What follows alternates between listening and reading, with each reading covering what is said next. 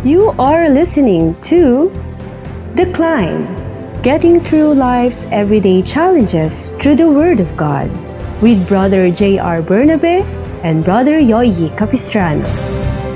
And for today's episode, we will be discussing about understanding our trials. Good evening po sa inyong lahat at welcome po ulit sa program natin na The Climb, where we try to find motivations and inspiration sa pamagitan po ng salita ng ating Panginoon. At ngayon po ay interesting topic na naman ang pag-uusapan natin. Kaya sama po kayo sa kwentuhan na to dahil ang pag-uusapan po natin ay ang madalas natin natanong ng marami pagka dumadaan po sa iba't ibang mga difficult situations ng buhay natin. Siguro may idea kayo kung ano yun. Oo, at yun yung tanong na, Panginoon, bakit? Mm-hmm. Why God? Kasi yun talaga yung pagka dumarating na yung mga pagsubok sa buhay ng tao, hindi maiwasan makapagtanong eh. Kaya lang, yung pwedeng maging tanong kapag dumaraan na sa isang mabigat na sitwasyon ng buhay, yung tanong na, Panginoon, bakit nangyayari? Minsan, yung intention, hindi lang minsan, yung intention, nasusumbatan na o nako-question na ang Panginoon doon sa bagay na kanyang ginagawa para sa sariling sitwasyon niya. Ganun ang nangyayari. May mga tao din naman kasi na sinasabi yung same question na, Lord, why? Panginoon, bakit? Pero hindi naman sa form na kini-question niya, pero sincere siya na humahanap talaga siya ng sagot. At yun yung maganda. Kukumpara natin dun sa tanong na mahulog dun sa kino-question mo na, Panginoon, mabigat na nga yung pinagdadaanan mo, mas lalo pang mabigat yung sitwasyon mo na hindi ka makakita ng sagot dahil mali yung intention mo eh. Unlike dun sa nagtatanong ka na, Panginoon, bakit? Nahanap po yung dahilan kung bakit nangyayari yun. I do believe na mas lalong magaan na makikita ng tao o makikita natin yung sagot mula doon. I'm sure maraming nakaka-relate sa atin, lalo na yung mga dumaan talaga dun sa, sabi nga, matinding dagok ng buhay. Na may mga pagkakataon, mapapatanong ka na lang bakit? Pero yun nga yung mahalaga. Dapat makita natin na same statement, pero magkaiba ng intention kung bakit tinatanong. So yung isa, bakit Panginoon, na parang nagreklamo ka na, kune-question mo na siya, na hindi ka naman talaga makakapunta o hindi ka naman talaga makakahanap ng sagot. So, nagtatanong ka ng bakit, pero in the end, wala kang nakukuhang sagot. So, merong mas maganda na sabihin natin, Panginoon, bakit ba? Pero with all sincerity, para malaman natin, bakit mo inaalaw sa akin, Lord, na dumanas kami ng ganito, dumanas yung family ko ng ganyan, dumanas ako personally ng iba't ibang mga challenges. So, Lord, bakit? No, kasi, magandang ano yan eh. Kasi bago siguro dun sa point na bakit inaalaw, siguro mas magandang tanongin natin, bakit ba nangyayari? ano yung dahilan? Ano yung dahilan? Bakit ba nararanasan ko to? Bakit nandito ako ngayon sa ganitong sitwasyon na bigat na ako? Merong isang instance sa Bible. I'm sure marami sa mga nakikinig sa atin, familiar din sa kwentong to. Doon sa kwento ni Prophet Jonah. Kasi inutusan sa ng Panginoon na pumunta doon sa city of Nineveh Para mag-preach. Para mag-preach, para matulungan yung mga tao doon na mag-repent, na magbalik loob sa Panginoon. Pero along the way, iba yung naging kalooban ni Jonah. So instead na mag-follow siya doon sa instructions ng Panginoon, nag-disobey siya. So eventually, alam natin yung kwento, kinain siya ng balyena. So nandun siya for 3 days. So after 3 days, niluwa siya until such time na finulfill niya na talaga yung bilin ng Panginoon sa kanya. So may direksyon na sa kanya. Tama. Ang problema, yung direksyon na binigay sa kanya, hindi yun ang kanyang ginawa. So sa madaling salita, nagkaroon siya ng maling desisyon. Tama. So figuratively, yun nangyari sa kanya. Nilamon siya. Yun yung sitwasyon na kinapuntahan niya. At pwedeng sabihin natin, from time to time, may mga pagkakataon parang nilalamon na rin tayo ng mga problema, sakit sa ulo, ng kalungkutan, ng depression. Nilalamon ka niyan Pero only to find out, no, based dun sa story ni Jonah, may mga pagkakataon pala na kaya tayo napunta dun sa sitwasyon na yon dahil dun sa wrong decisions natin. So, in short, consequence. So, ibig sabihin, kung consequence, ikaw rin yung may gawa. Tama. Kung bakit nangyayari sa ito. Nakulong. Kasi nagnakaw eh. Kaya nakulong siya. So, resulta nung maling desisyon. Resulta nung mali niyang ginawa. Kaya nagkakaroon ng ganong hirap sa damdamin, sa isip, bigat na bigat. Pero kapag inanalyze mo, ako pala yun. Ako pala yung may gawa kung bakit ko naranasan. Maganda nga na maipunto natin yun kasi marami mga tao, hindi nila maisip to blame God. Diba? Halimbawa, nandun na sila sa difficult situation. Sabi mo nga, bigat na. In the end, sasabihin nila, nagagalit pa sila sa Diyos eh. Pero in reality pala, yun ay consequence nung naging maling decision niya. Actually, bago sa Panginoon eh. Diba? Nagiging ugali din talaga ng tao eh. Yung bagay na yun. Naghahanap ka ng mabiblame. Tama. Diba? Bago dun sa punto na sa Panginoon bago sa Panginoon kasi siya eh. Kahit sa trabaho. Sa trabaho. Kasi kaya naman, kaya ako ganito. Kasi siya naman kasi ang may dahilan. So, nagagawa nating magtuturo at manisi ng mga tao. Pero kapag talagang nag-aral kang mabuti, kinausap mo yung sarili mo, ano nga ba dahilan? Bakit nararanasan ko itong ganito sitwasyon? In the end, sa'yo din pala to. Ikaw pa rin pala. Ikaw pa ang rin dahilan. pala. Pero isa lang yun eh. Isa lang yun. Hindi naman lahat ng challenges sa life na na-experience natin dahil meron tayong maling ginawa. Diba? May mga pagkakataon talaga na inaalaw talaga ni Lord na subukin yung faith natin. I'm sure kanina, sabi ko, familiar yung marami na nakikinig sa atin dun sa kwento ni Prophet Jonah. Etong isa, siguro mas familiar yung maraming mga isang prophet natin. Isang prophet din. Si Prophet Job naman to. Diba? Kapag tiningnan natin, ano nga ba uli yung storya niya?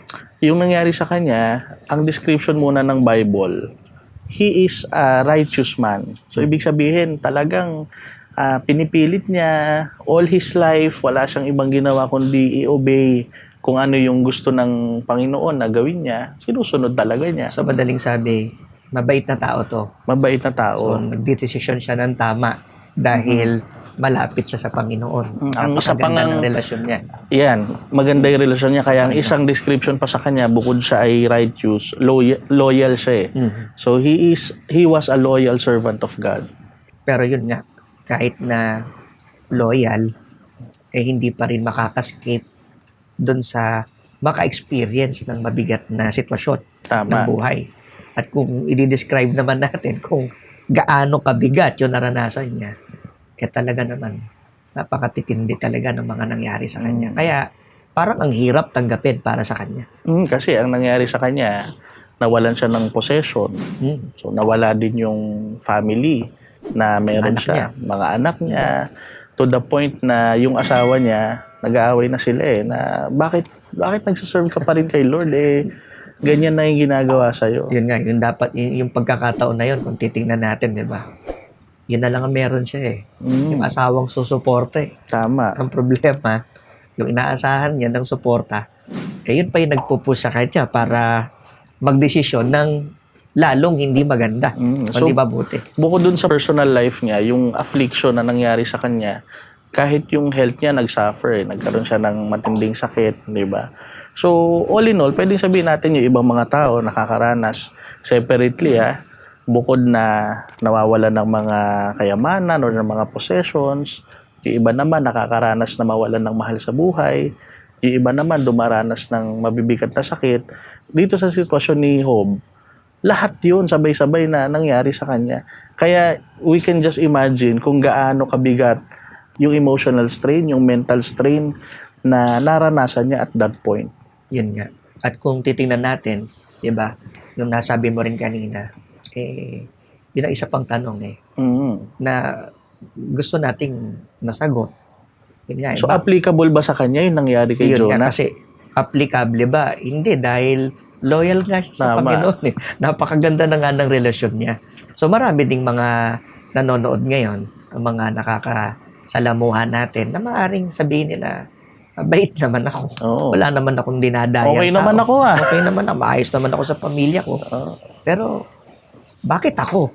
Mm. Bakit ako pa yung kinapangyarihan ng ganitong bagay? Yan. So sa question na yan, doon natin i-reflect yung sagot. So yun yung contrast. Yung isa kanina, dahil doon sa consequence ng maling nagawa natin. Pero this time, based on sa example na pinag-usapan natin, may mga pagkakataon hindi naman dahil consequence ng wrong decisions natin eh. Hindi rin naman dahil nakagawa tayo ng masama.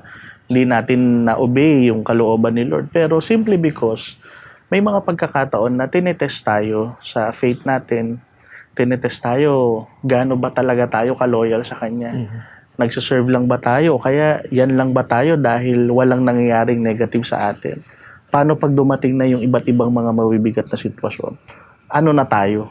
Ano na yung pagkatao natin? Yun nga. At mahalaga na magkaroon tayo ng learning. Ang learning. Ng understanding muna. No? Doon sa mga bagay na, bakit nga ba? So, maganda sigurong sagutin yun, diba?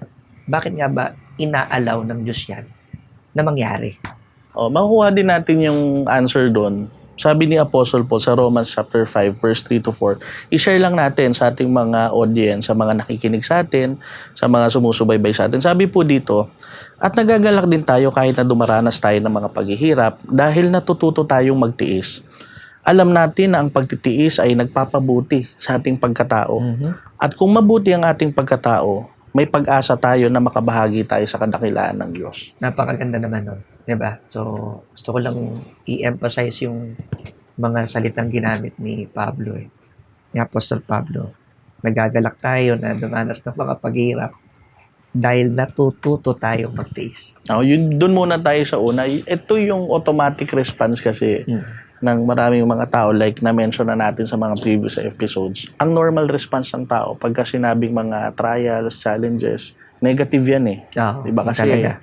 nagkukos yan sa'yo para umiyak ka from time to Malungkot time, ka. malungkot ka, manghina ka, mapagod ka. So, all these negative emotions, minsan nagiging dahilan para sabihin natin na pagka mayroong problema, negative yan. Pero at this point, sabi ni Apostle Paul, nagagalak siya eh. So, ibig sabihin, meron siyang nakitang silver lining Doon sa pangyayari. sa mga nangyayari sa buhay niya. At yun yung gusto niyang ipakita, yung sinasabi niya sa verse na to. Yun yung dapat na makita natin, no, na nagsiserve tayo kay Lord. Na makita natin na merong silver lining doon sa lahat ng nangyayari sa atin.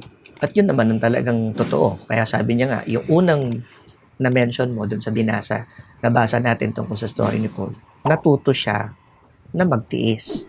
At yan din naman yung natural, normal na buhay. Marami tayong bagay kasi na ipinagpapasalamat sa mga nakaraan. Na mga paghihirap na na-experience natin. Sa mga pamilya, mahal sa buhay. Nung bata ako, ganito lang kami.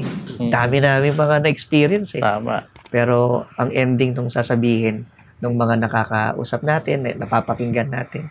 Pero salamat. Kasi mula dun, natuto ako eh. Natuto akong magtiyaga, natuto akong magtiis dahil sa mga bagay na nangyari. In other words, merong naghihintay na growth. Merong naghihintay na, sabi mo nga, learning. So, in general yung pwedeng nating sabihin tinutukoy ng verse na to.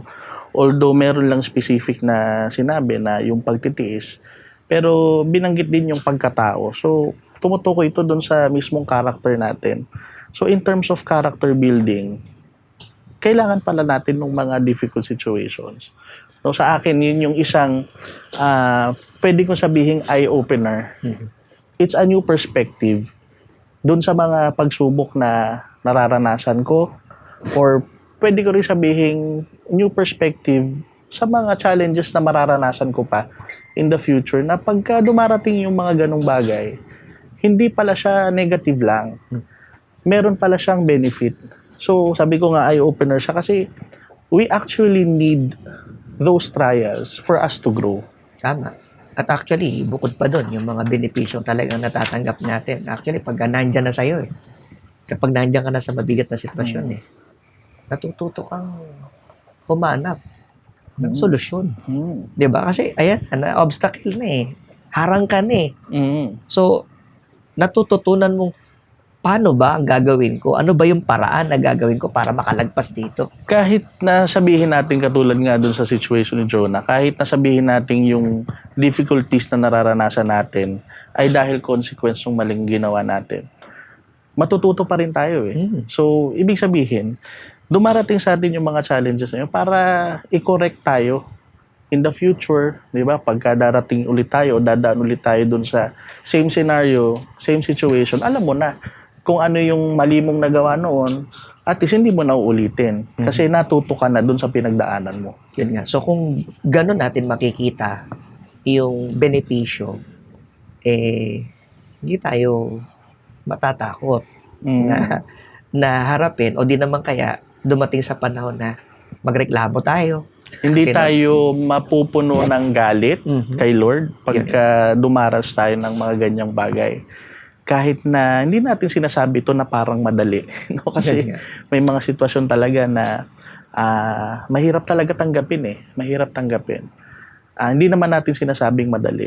Pero ito yung isang kailangang makita natin na kung inaalaw sa atin ng Panginoon na mangyari yan, maliwanag yung nakasulat sa Bible at hindi naman magsisinungaling sa atin yung Word of God. Sinasabi sa atin, kung meron kang pinagdaraanan, gaano man kagaan yan o gaano man kabigat yan, gaano ka man pinahihirapan yan, kailangan makita mo na merong purpose behind nung mga pangyayari na yan. At maliwanag yung purpose. Tayo din naman talaga makikinabang.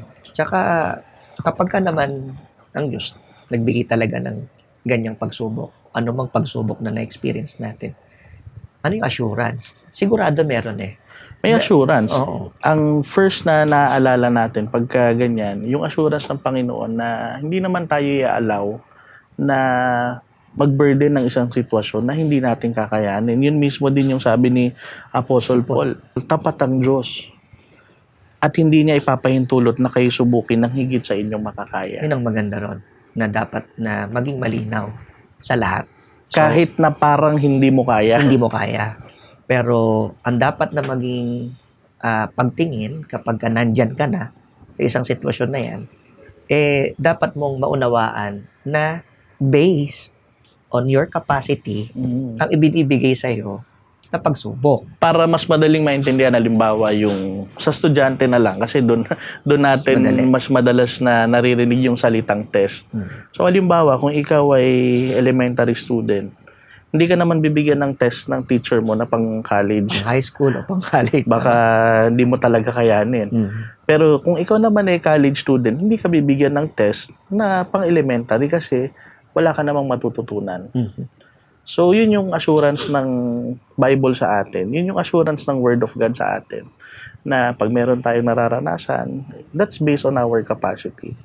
Yung sitwasyon na pwedeng mahirapan tayo, pero in the end, meron din tayo matututunan. Merong benefit na mapapasa atin after that experience. So, doon mo naman makikita yung katapatan mismo ng Diyos. No? Based doon sa naging testimony ni Apostle Paul. Tapat ang Diyos na hindi niya papayagan na subukin ka ng higit kaysa makakaya mo. 'Di ba? Tsaka napakatiyak nun, napakasigurado nun na lahat ng pagsubok, lahat ng challenges na mararanasan natin, makakaya natin eh.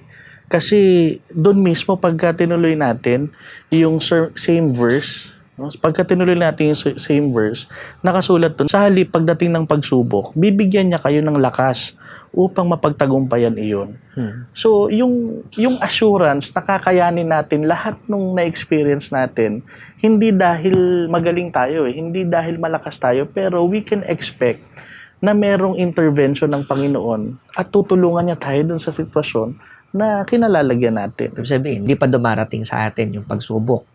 Pinakita na, no? Kung ano yung pwedeng mangyari kapag ka na-experience mo na yung mabigat na sitwasyon. Tama. Along the way, nandun talaga yung pagtulong niya At hindi lang yung pagtulong dun sa kasalukuyan. Yung assurance na dadalhin ka niya dun sa victory nung mabigat na problema o pagsubok na pinagdadaanan. Kaya sure na kakayanin Yun nga. Pagka mag-isa lang tayo, we will rely on our own. Pwedeng doon tayo sumablay. Pero simply because tutulungan naman tayo ng Panginoon. So for sure yun, kakayanin talaga natin kahit anuman, kahit anong bigat yung nararanasan natin. In the end, makikita natin victorious tayo dun sa challenges na naranasan natin. So, review lang natin, summarize lang natin kasi baka meron tayong mga viewers or listeners na late na, hindi na na-start yung conversation natin. So, bakit nga ba inaalaw ng Panginoon? So, ang pinaka-diretsong sagot ay pwedeng dahil sa consequence ng wrong decisions natin. Pwede rin namang gusto niya lang i-test yung faith natin for us to grow as a person. No, at pag dumaan naman tayo dun sa mga challenges na yon, very sure naman at very certain ang promise ng mga salita ng Panginoon na hindi natin mararanasan o hindi niya ibibigay yung mga pagsubok na hindi natin kaya at He will be there. Nandun siya para tulungan tayo to make sure na malalampasan natin yung anuman yung pinagdadaanan natin. So, siguro as we end, ito pag-usapan natin. Instead of complaining, instead of questioning Him, sa halip na questionin natin yung mga pangyayari na yan sa buhay natin, as Christians, as believers, ano yung unang-una na dapat na maging ugali natin or siguro attitude natin towards the difficult situations that we are experiencing sa araw-araw? Based on testimony ni Apostle Paul sa Romans chapter 5 verse 5, hindi tayo mabibigo sa ating pag-asa dahil ipinadama ng Diyos sa atin yung kanyang pagmamahal sa pamamagitan ng banal na espiritu na ibinigay niya sa atin. So instead na questionin natin, bakit ba nangyayari to? No, siguro hindi niya na ako mahal, kaya siguro nangyayari sa akin to. Hindi, ang hanapin natin, yung spirit. Seek help. No? Spirit sa likod nito na pagmamahal pala, mahal pala ako ng Diyos, kaya niya ako pinapayagan na ma-experience ang ganitong bagay. Nakuha lang yung attention ko dun sa salita ni testimony ni Apostle Paul. Yung word na sa pamamagitan ng Espiritu. Yung pagmamahal ng Diyos, mararamdaman mo through Holy Spirit. Ano bang ibig sabihin nito para sa akin? No? Nakikita ko yung inuunawa mo, iniintindi mong mabuti, nakikipag-usap ka sa Kanya. Lord, bakit nangyayari itong bagay na to? I-guide mo naman ako. Ituro mo sa akin. Ano sagot? Bakit mo pinapayagang mangyari sa akin to? Then, dahil tama, nagpapaguide ka through Holy Spirit, then doon mo marirealize, pagmamahal pala talaga ng Diyos yung dahilan kung bakit nangyayari sa akin to. Kaya doon din nalilikha yung chance natin to grow. Kaya siguro as we end, ang message sa atin, huwag natin i-allow any situation na pinagdadaanan natin, in any difficulties, no, yung mga problema na yan, yung mga problema na yan, huwag natin i-allow na maging experience lang siya o maging memory lang sa atin na pinagdaanan natin, naging alaala lang. Tapos pagka nalampasan natin yung mga pagsubok, ay masaya lang tayo. So kailangan talaga nandun yung reflection natin. So sa halip na pagka sa gabi nag-iisa tayo, instead na magmukmok, mag-complain, patuloy tayong mag-seek dun sa wisdom na gusto ng Diyos na mapa sa atin dahil dun sa mga pagsubok na nararanasan natin. So in other words, i-grab natin yung chance, hindi para mapalayo sa Kanya, kundi pagkalalo tayong lumalapit sa Kanya, we will experience yung learning and we will experience yung growth. So, ibig sabihin, dapat pala na maging grateful pa tayo. Salamat tayo sa Panginoon. Inallow mo sa amin to because it is an opportunity for us to grow. Yan, hindi madaling gawin, pero it will make a difference kung paano natin naharapin yung mga difficult situations na nararanasan natin. Kaya, sana kung dumating sa point na tayo mismo, itanong natin at sabihin natin, Lord, bakit? Sana ang intention natin hindi para questionin siya, kundi in all honesty, in all sincerity, tanungin natin yung kasi gusto nating matuto. Gusto nating makita yung wisdom sa likod ng iba't ibang mga difficult situations na nararanasan natin. So kung growth ang resulta ng mga pagsubok, talagang dapat na ipagpasalamat natin sa Panginoon yung pagpapahintulot niya na maranasan natin ang lahat ng ito. Samahan niyo po kami sa isang short prayer. Panginoon namin Diyos, Lord, salamat po sa opportunity na mapag-aralan po namin ang mahalagang instruction mo na kung kami ay dumaan sa mga mabibigat na pagsubok, lagi naming tanungin, alamin ang direksyon na gusto mo na aming maintindihan. Sa ganito, maging thankful kami palagi sa mga bagay na pinapayagan mo na mangyari sa aming buhay. Panginoon, tulungan mo kami na huwag kaming matakot na harapin ang anumang mga situations in life, mga challenges na kinakaharap namin ngayon dahil ibinigay mo ang pagkakataon na yan, ang mga pagkakataong kami ay lalong mag-grow sa pagmamahal sa iyo, sa pagkakilala namin sa iyo. Ang lahat ng ito, amin pong ipinapanalangin sa pangalan mong Jesus. Ikaw po ang nag-iisa naming tagapagligtas. Amen. Amen. We hope na sama-sama po tayong na-bless ng simpleng pintuhan natin ito. Let us continue to be inspired by the Word of God. Dito lang po sa The Climb. Aakyat ka ba o aakyat ka pa? Thank you for being part of our discussion. To know more about us, you may follow our social media pages. On Facebook, search for MHC Media Facebook page. On YouTube, search for the Most Holy Church YouTube channel. Let us continue to be inspired by the Word of God every Sunday, 7 o'clock up to 7:30 in the evening, only here in The Climb.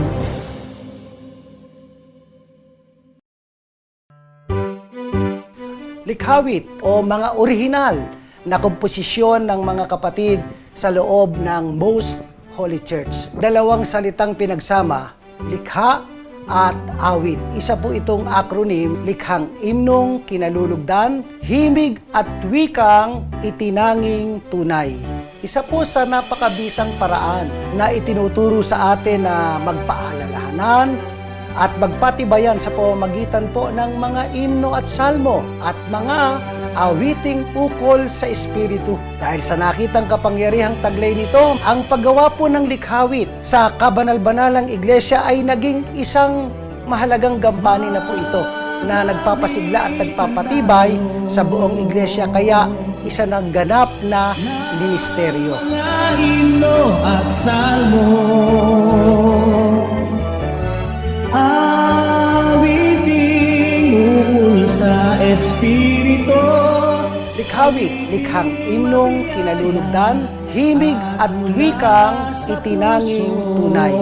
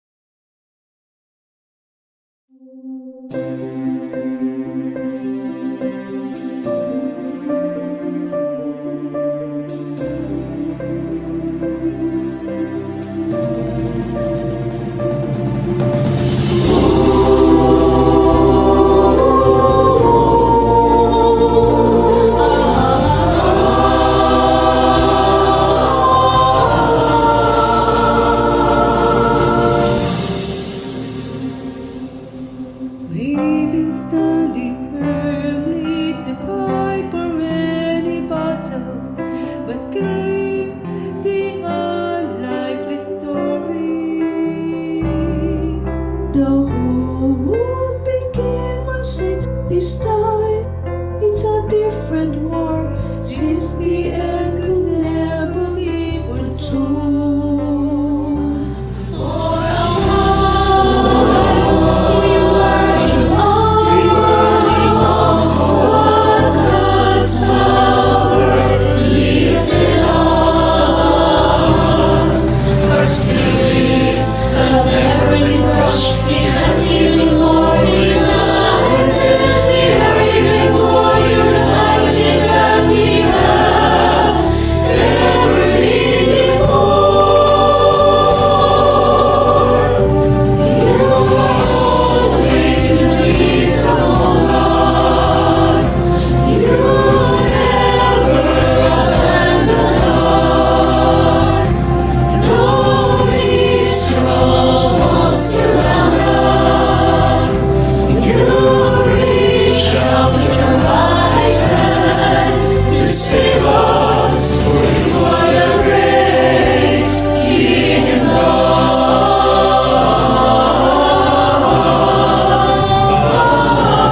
We lift our eyes to heaven, we bless you, the Most High God. We praise and honor your name. We lift our eyes to heaven, we bless you, the Most High God. We praise and honor your name. You is you are always in the midst among us. You never abandon us. Though these troubles surround us, you reach out your right hand to save us. For you are the great King of Kings. You are always in the midst among us. You never abandon us, not even once. You always answer our prayers before we even call upon your name. For you are the great King and God. We will know your greatness for the rest of our lives.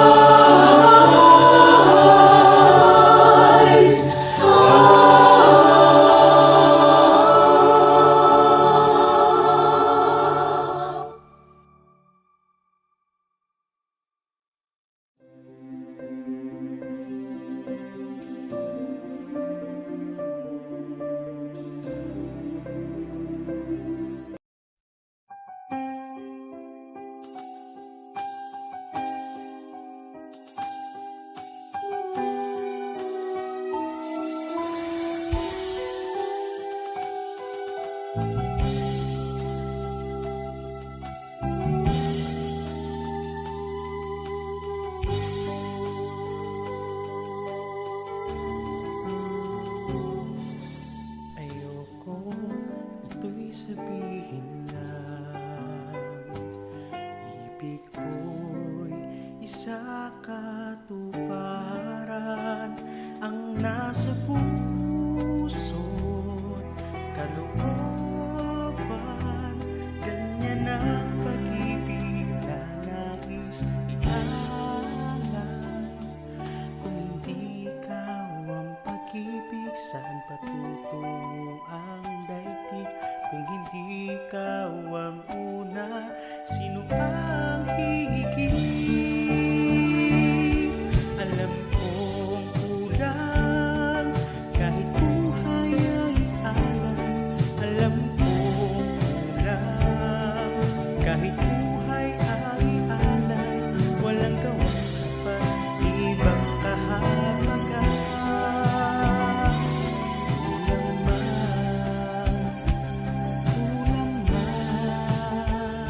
sa bahay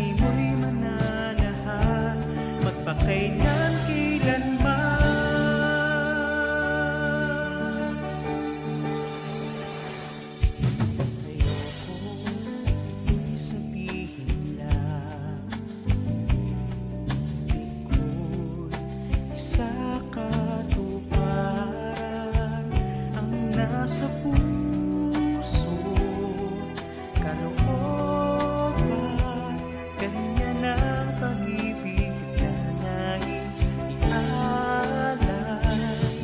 Kung ikaw ang pag-ibig, saan patutungo ang daigdig? Kung hindi ikaw ang una, sino ang hihigit? Alam ko kulang, kahit buhay ay alay. Alam ko kulang, kahit buhay ay alay. Walang gawang sapat, di bang kahabagan?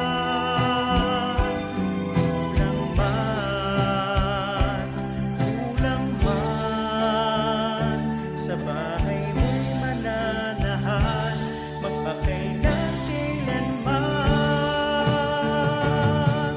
Ano bang patunay ang hindi nagawa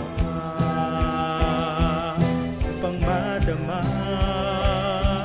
tunay ang pagsinta?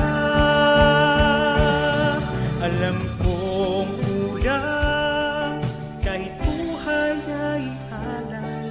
Alam kong kulang, kahit buhay ay alay. Walang gawang sapat, di bang kahabagan?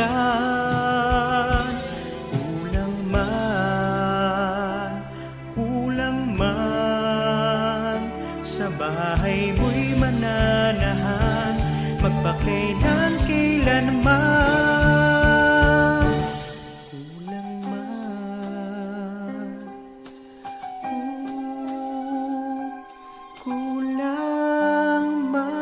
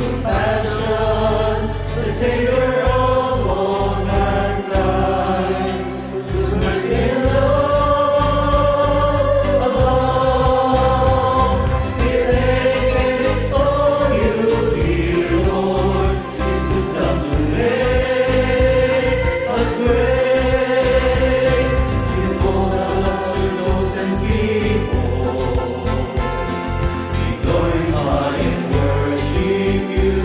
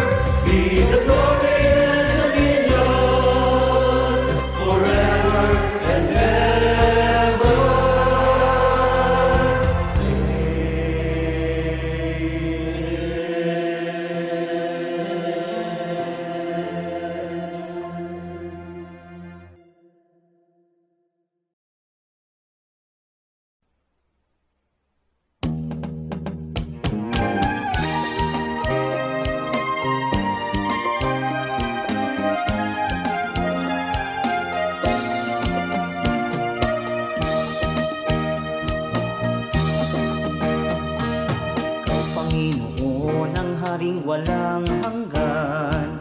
Kapangyarihan mo ay walang katapusan. Nakita ang iyong kamahalan at karangalan.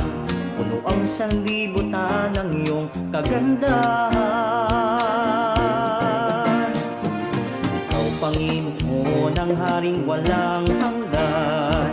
Kapangyarihan mo ay walang katapusan.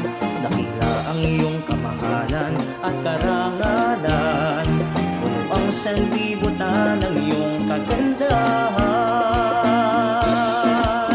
Ikaw ang haring walang hanggan. Sa iyong kapurihan at kalwalhatian. Ikaw ang buhay na walang hanggan. Marapat na kapurihan ng bansang banal.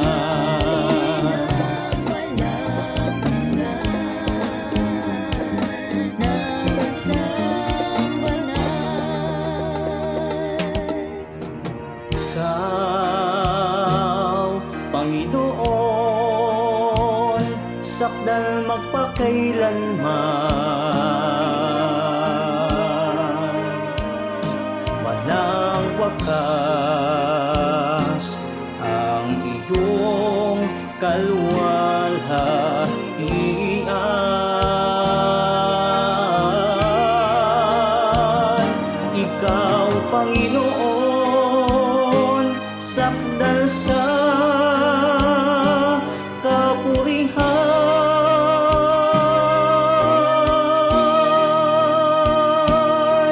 Kalakasan ka ng lahat ng iyong nilalang. Ikaw ang hari, walang hanggan. Sa iyong kapurihan at kalwalhatian. Ikaw ang buhay na walang hanggan. Marapat na kapurihan ng bansang banal. Ikaw ang hari, walang hanggan. Sa iyong kapurihan at kalwalhatian. Ikaw ang buhay na walang hanggan. Marapat na kapurihan ng bansang banal. Ikaw ang hari ng kalwalhatian. Ikaw ang Ama, ikaw ang hari, walang hanggan.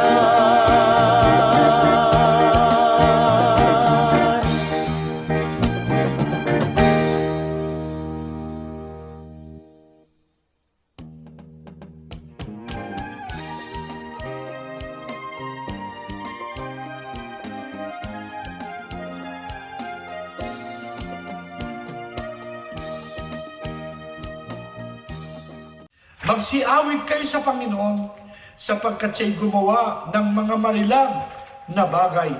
Ipaalam ito sa buong lupa. Humiyaw ka ng malakas at sumigaw ka. Ikaw na nananahan sa Sion sapagkat dakila ang banal ng Israel sa gitna mo. Ikagalak natin ang pagliligtas ng Diyos sa atin. Magpasalamat tayo sa Kanya at ipaalam natin sa buong lupa ang paghahari ng Diyos sa gitna ng Kanyang bayan.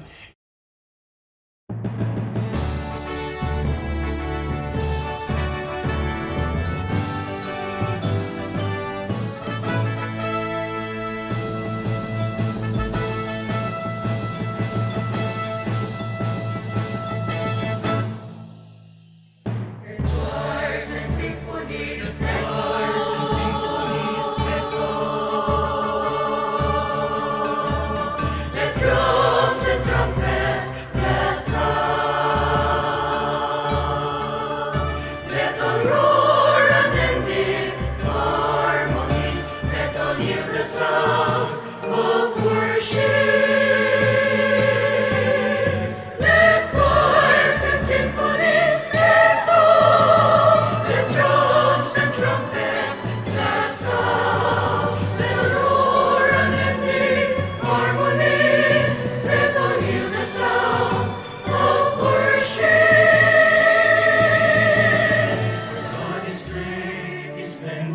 supreme.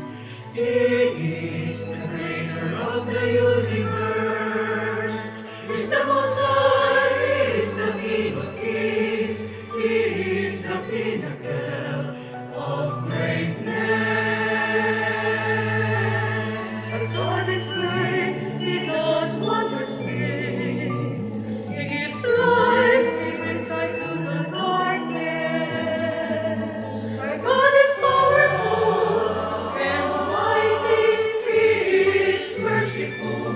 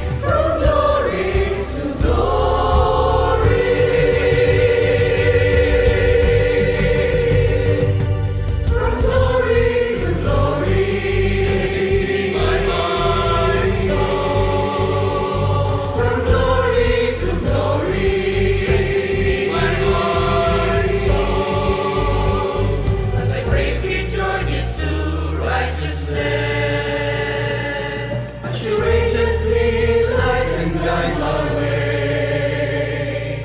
As I believe, you will always be by my side.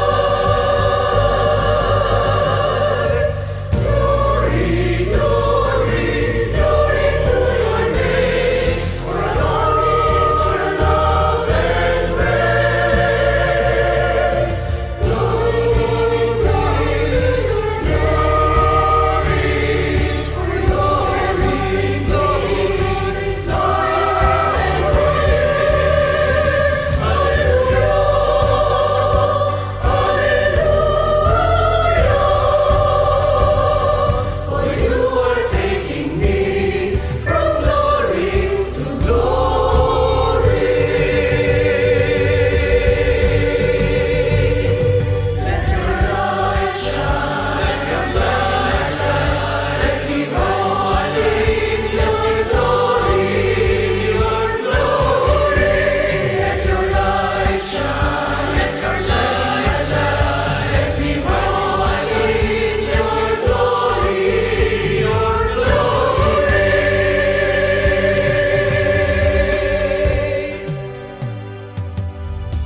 Let your spirit come burning, till I stand before you face to face, singing hallelujah to your glorious name.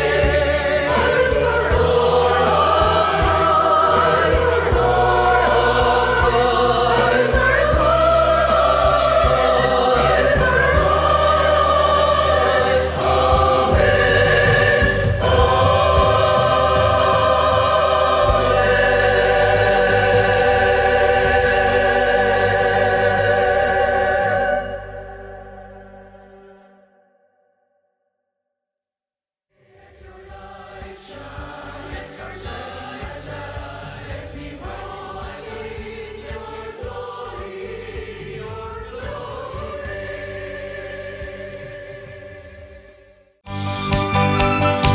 Maraming salamat po sa inyong pagtangkilik sa palatuntunang ito ng Kabanal-Banalang Iglesia ng Diyos kay Kristo Jesus. Kung nais po ninyong mapanood ang iba pa naming programa at upang lubos po ninyong makilala ang Kabanal-Banalang Iglesia ng Diyos kay Kristo Jesus, mag-subscribe sa ating YouTube channel na The Most Holy Church, bisitahin ang aming Facebook page na MHC Media. At bisitahin ang ating official website na www.mostholychurch.com. Maraming salamat po.